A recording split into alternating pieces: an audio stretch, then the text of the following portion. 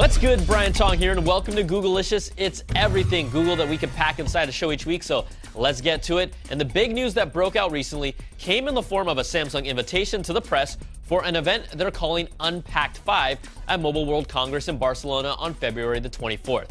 Now, looking really closely for clues on the invitation, I think that the announcement might be a reveal for a new cardboard box from Samsung with the number 5. It's also called Episode 1 and could feature a young Anakin Skywalker and Jar Jar Binks. Excuse me. Or this could be the reveal for the Galaxy 5. Now, diagrams based on Samsung's filings for a super curvy smartphone have been outed, but Ivo Merrick took those designs one step further and developed his own concept render of what the Galaxy S5 might look like. Now, it's still expected to come in 2 versions, but some rumors claim Samsung could ditch their Super AMOLED display for an LCD this time around. Prototype benchmark results have already leaked online, showing how it just slightly outperforms other phones on the market. The leaks also show a 16-megapixel rear camera and 2 megapixels on the front, a 1080p display, and a Snapdragon 800 chipset with a 2.5 gigahertz CPU, but the source says it was just an engineering sample that was tested.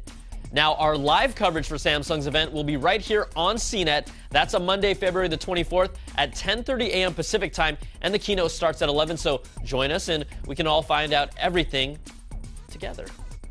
All right, Chromeboxes are making some noise, starting with Google shaking things up with their own video conference package called a Chromebox for Meetings. That includes an Asus Core i7 Chromebox, a high-def camera, microphone and speaker unit, and a remote for $999. Google says it will allow businesses to outfit 10 or more rooms with video conferencing now for the price of 1.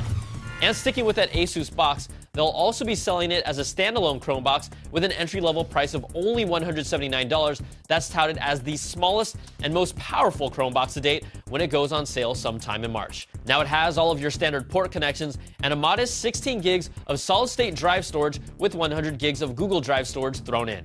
The pricing for the higher-end versions with Haswell processors has not been revealed yet. Now, HP is also announcing their own colorful assortment of Haswell Core i7 Chromeboxes that will come in silver, white, turquoise, and black this spring.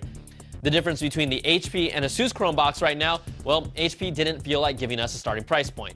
And in a VentureBeat report, the New York Police Department is testing out Google Glass with officers on patrol. They signed up for a few pairs of glass and they're trying them out to see if they have any real value in investigations, but more specifically for patrol operations in New York City.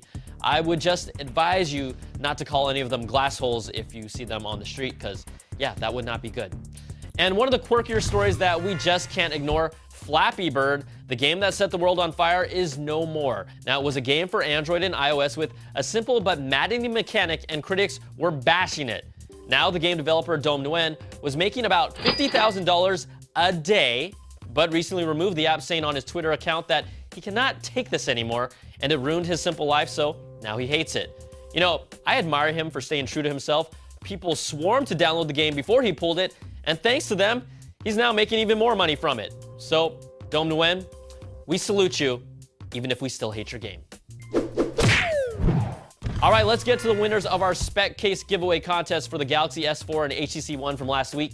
And the picture I used in that episode was the one with the cute little dog and kitten, also cute and cuddly, and it warms my heart. All right, guys, congrats go to our winners on Twitter, Marvin Figueroa, Bill Herndon, and That's a Fact Jack. And our email winners are Omar Elliott, Whitney Sit, and Voot San, so congrats, and we'll be in touch.